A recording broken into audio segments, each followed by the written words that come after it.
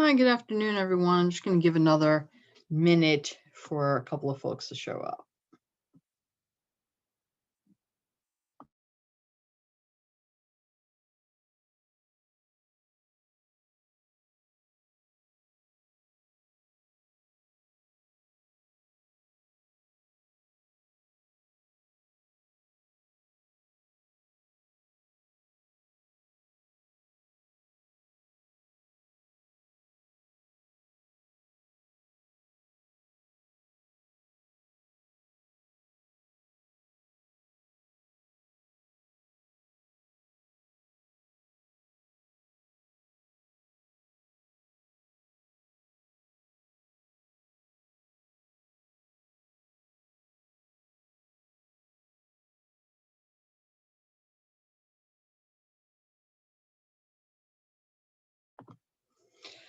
All right, good afternoon. I hope you're all doing well. We're in store for at least 2 presentations today. It should be nice. We may have a third. I don't see that person in the room yet, so we'll have to wait and see if that person does show. In the meantime, we have just double checking that we do have our two. Yes, we do. Okay. In the meantime, if you have any admin questions, I would certainly invite you to share those. I do want to share with you that I know on the original schedule it said December 2nd you have your methods paper revised due, and December 9th the whole paper due. But I don't see a reason for you to have to turn in that methods twice, really. It will be weighted accordingly, but I don't see the need for you to have to turn it in twice a week apart. So instead, you can just turn it in with your included within your final paper on December 9th. So the final paper is the entire methods paper, including the results and the analysis. And including your intro, methods, results, analysis, discussion, and don't forget your abstract. Okay. Okay, that's the whole paper. Yes. Okay. So I just thought I'd give you a little bit of a break there and have you be able to turn in the full paper as your finished product on December 9th without having this intermediary step. Okay. So that's the only real announcement I had for you guys. And let's take it away with presentations. I'll come back to questions after in case you have any. So we have Sean and John here today. Sean, I think you were listed before. You were listed before John. So if you would take it away when you're ready and do your presentation. Okay.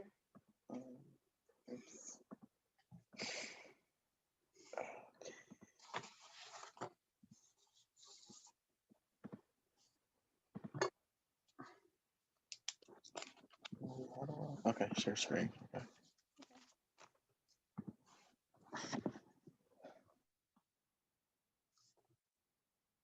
Okay, can you see it or? Yes, yes. Okay.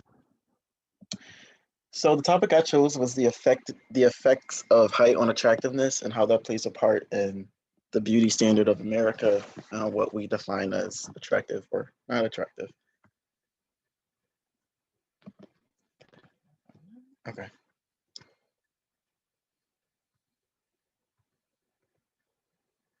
Okay, so the topic, attractiveness is subjective. It plays a part in the everyday person. So everybody has their own definition of what they find attractive and not attractive. And what's interesting was in early civilizations, height was used to determine fit mates. So in a family, if the man or the woman was larger in stature, it would be more likely for them to be able to protect or to hunt or to gather food for whatever they needed to do for their early civilization. And many people today still face those same preferences without the same context, because today, majority of people don't need to hunt for their own food or, gather, et cetera, et cetera. We all have more, it's more easily done today. And in previous studies, they were only focused specifically on male height, but the gap that I'm kind of going into is that they didn't really focus on female height and what males prefer as well, more so only on what females prefer in male height, but that also plays a part too in what men-bodied individuals find attractive or not attractive. So what do I predict? The research hypothesis that I chose hypothesizes that both men and women that are taller are perceived as more attractive versus men and women that are shorter. And I concluded this based on what you see in media today. For instance, I was looking into what we have like a magazine for like the most attractive man or men in the world. The majority of those men are over 5'10", if not all of them are on the taller end. And even in the beauty industry, what we consider a model who models clothing or brands, though even the female models, they are often higher in stature too or taller, and that plays a part in what we as everyday Americans in the system perceive, or has an impact on us on what we perceive as attractive or not attractive. So the methods, so my participants included 40 students from Westchester University. I set up a table outside of Lawrence Hall and had volunteers come down, and if they wanted to participate, they would jot down their name. I would send them an email. It was all voluntary. And I split the 40 students up into 20 male and 20 female, and 10 subjects were shown an image. And in that 20, they were separated into 2 more groups. So there were 10 groups of males in the control group and 10 groups of males in the manipulated group, versus with the females, the same thing. So the materials utilized were the photos. So I took a poll as well on a group of, like I said, the individuals listed from that magazine that says the most attractive men and the most attractive women. And the poll for the females, Megan Fox, she's an actress, that won for her. And then the males, Jason Momoa is also an actor, and that won for him. So these are like the images I used and manipulated them with the participants to see what they found as more attractive or less attractive. And I also included a reward. So at the end of the experiment, if you did choose to give me your time, I allowed you to choose a candy bar of your choosing that I had. That also was a material. So the design for the experiment was a between object design, and it compared different group ratings of the attractiveness of the images shown. And the independent variable was height, or the fluctuating height differences, and the dependent variable was attractiveness, and how that height played a part in what you defined as attractive versus not attractive. So the procedure behind the experiment, I created my own questionnaire. It wasn't really a questionnaire, it was just, you saw the image and you would rate it on a scale of 1 to 10, as 1 being this is disgusting, or 10 being this is the most beautiful thing I've ever seen in my life. And the pictures were manipulated in the sense of, if you were in the control group, like I said before, and the 10 individuals that were the control group, the image was shown next to an individual that was made the person in the image, or Megan or Jason, seem really, really tall or really, really short. And based on that, you would jot down, like I said, on 1 to 10, if the person, if you found the picture attractive or not attractive. And I also left an open-ended section in the end if you wanted to jot down any extra notes about maybe why you thought them being short was more attractive to you, or why them being taller was more attractive to you, and maybe if the American beauty standard that we have, if that played a part in what you found attractive or not, just for any extra thoughts that the individual wanted to give to the experiment. So for the results, so the groups were determined based on gender, year of school, and age, and I used the t-test for the independent samples. So the attractiveness, the mean was 8.3, and the 8.23, and the standard deviation was 0.53. And for the age, the mean was 19.67, and the standard deviation was 1.11. And the interesting thing was, for attractiveness, the shorter mean was lower than the taller mean. So the taller mean was 8.3, and the shorter mean was 8.1. So the significance was 0.001, which led me to conclude that in the experiment, taller individuals were preferred over the shorter individuals, which agreed with my hypothesis in the beginning of the experiment. So for the discussion, like I said before, attractiveness is subjective, so I wouldn't take the experiment too head on. because like I said, the American beauty standard kind of impacts us all, whether we see it or not. And what we see, like I said, these individuals in higher places, like in movies and in magazines, that kind of plays a part in what we everyday people perceive as, okay, this is attractive or this is not attractive. But again, it's all in the eye of the beholder. We all have our own definitions of what we find beautiful about ourselves and other people, and what we don't find beautiful about ourselves and other people. So the strengths of the study, I think, was diversity. So the age, it was sort of young adults. It was 18 to 21. If I didn't mention that before. Also, it incorporated individuals of different races, different genders, and all that good stuff. So it wasn't like specified to one specific group of people. Just if you wanted to sign up and you were a college student, just all that was required.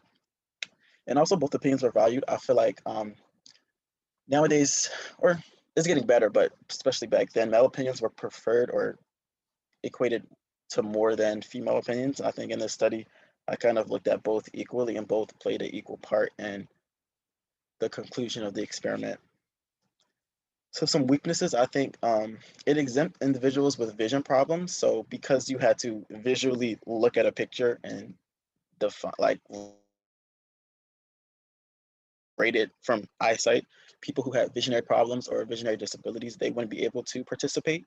And I think that's something that if I were to do this experiment again, I would look into how I could maybe make that less, like more inclusive to them.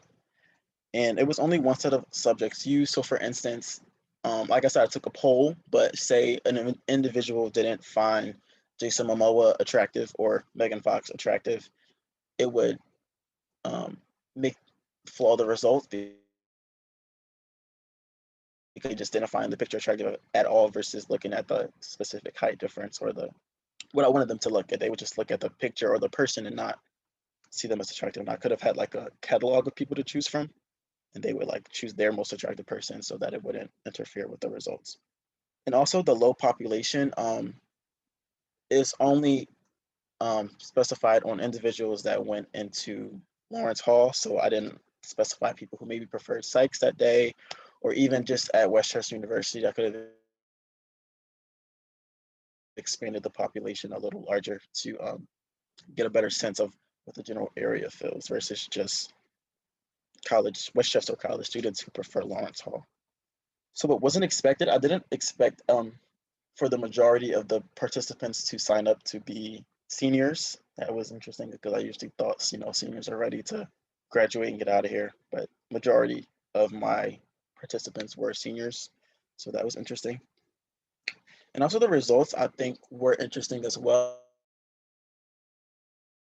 because I did hypothesize that taller people would be preferred, but in the sense I thought it would equal out because, like I said, I thought it was, it was more subjective, but I think that may actually play an instinctive part in how early civilizations prefer that. I think it's still in us innately. But yep, that's it. Any questions? Okay, well, first of all, thank you very much. It was a very nice presentation. I enjoyed hearing that. I do have one quick thought for you, less of a question, more of a thought. And I know we actually recently met to discuss this, but I forgot about your gap. And your gap is really a cool one that you want to know if this finding holds true in females. So it might be cool if you look back to your data one more time and just looked at the females and saw if your finding was still true. Yep, that's true. Yeah. So that's just a thought for you. But really nice presentation, really interesting. Sounds like that finding is still holding true today, at least in the fake data that I gave you. So there you go. So thank you again. And John, if you're ready, we can move on to you. Okay. Can you hear me? Yes. Okay.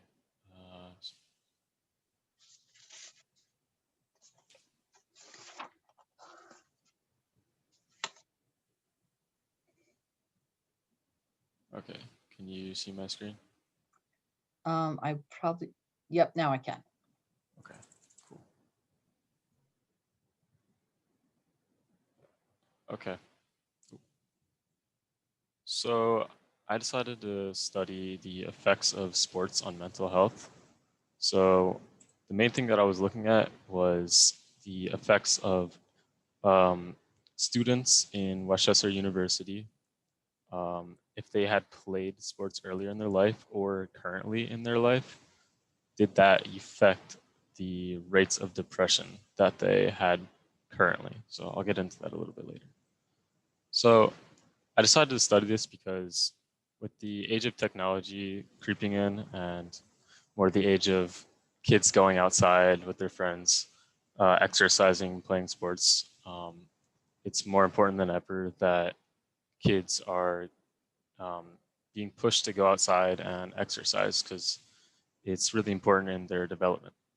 So it's been estimated that 6.8% of kids are, or sorry, baseball activity in kids is going down as much as 6.8%, basketball down as much as 6.3%, and football as much as 4.9%. So this brings on health problems such as obesity, which is already a huge problem in America. And with the new generation going out a lot less because of technology just being handed to them at a lot younger of an age, this could become even more of a problem. And it's also been shown that exercise has been shown to relieve stress in people of all ages. So if we can relieve stress, then we can also relieve rates of depression.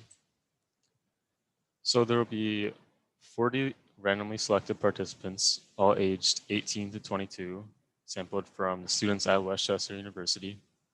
The participants will then be separated into two different groups, with the groups being assigned based on if they played a sport or not. So my materials included a questionnaire that I made for the study and another questionnaire called the PHQ-9, or the Patient Health Questionnaire 9, that is used to measure the severity of clinical depression in an individual. So my short questionnaire that I made was just asking participants of past sports engagement and current sports engagement. So this is the PHQ-9, as I mentioned. How it works is it's just a short survey, and you go down the list and answer all the questions 1 through 9. And if, say, for the first one, it's asking, do you have little interest or pleasure in doing things? And I would either answer 0, 1, 2, or 3. And I would do that for all 9 questions, and then the score is added up at the end. So scores 1 through 4 would indicate minimal depression. Scores 5 through 9, mild depression. 10 through 14 indicating moderate depression. 15 through 19, moderately severe depression, and then 20 through 27 would indicate severe depression. So I designed it as a between groups correlational study that looked at the relationship between sports played and levels of depression. And there were 2 groups with 20 participants in each group. And group 1 consists of participants who played sports, and group 2 would consist of participants who did not play sports. Participants were randomly selected from the student population at Westchester and asked to fill out the questionnaire. After completing the questionnaire, the researcher would then share the premise of the study with the participants afterwards. And the researcher would then attempt to find a correlation between sports, the hours of sports played, and rates of depression. So my measures were obviously playing a sport or not. I also measured gender to see if that was a factor within rates of depression. History of depression was also something that I looked at. And I was also looking at the recorded score from the PHQ.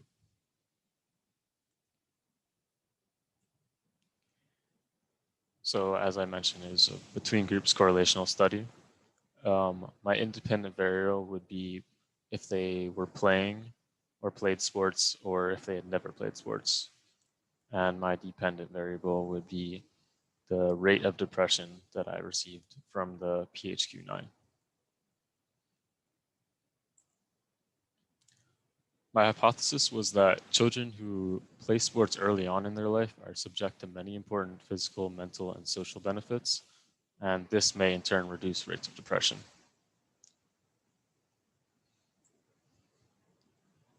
So for the purpose of the study, the analysis was mainly focused on the PHQ-9, which was scored according to the guidelines presented by the creator of the test, which is Kurt Kroenke, if I'm not wrong, I'm not sure. There were no manipulated variables for the study, and it was a test of an association claim. As I mentioned, there was 40, all aged 18 through 22. And I was hypothesizing that children who played sports early on in their life were subject to the benefits that I mentioned. My results revealed that there was a slight positive relationship between the sports being played and the rates of depression being lower. Across both men and women, the average rate of depression was 18.6 with a standard deviation of 3.4, which was a lot higher than I was expecting, which would indicate like a moderate to severe depression for all participants in the study, which is pretty alarming. So yeah, and the average rate of depression for males was 15 and 16.3 for females, which is also really alarming. And age did not seem to be a factor in the rate of depression changing, and I didn't find a significant difference. So the study of the effects of sports on mental health was important, not just to me, but I'd say for a lot of people, because it can help students identify if playing sports will benefit them currently and if it had benefited them if they had played earlier in their life.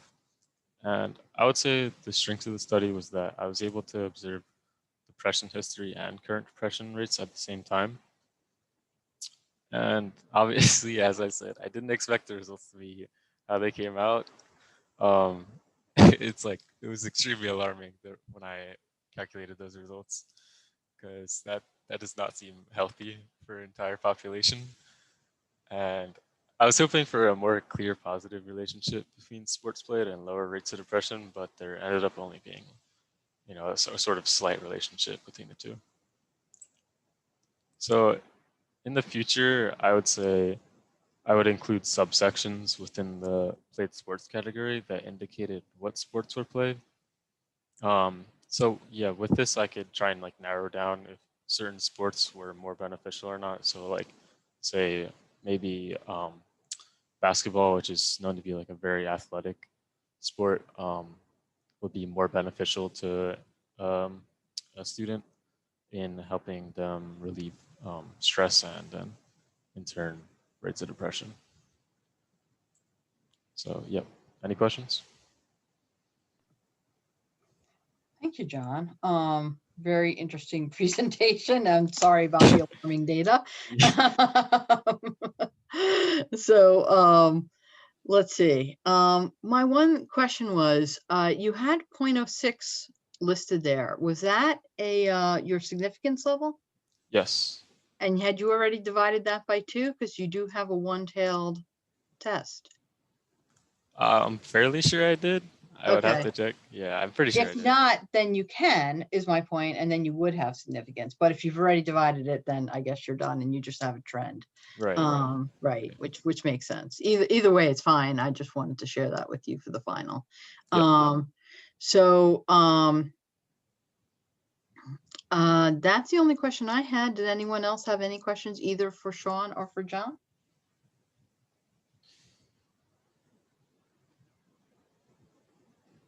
Okay, if not, let me just share the attendance code real quick. There you go. And it's for today, it's 3695. Again, that's 3695. If you have any other questions, please feel free to stick around. Other than that, I think we are done for today. So have a wonderful day, and I'll see you back on Friday for some more presentations.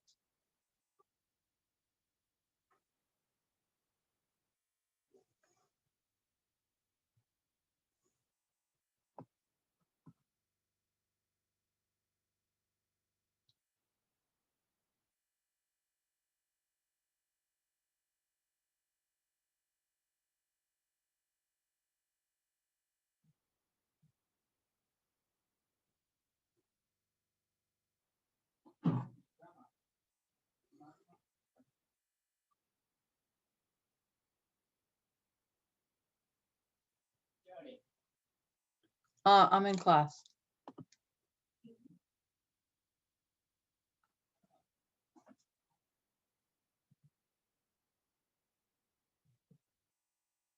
Guess I'm not in class anymore.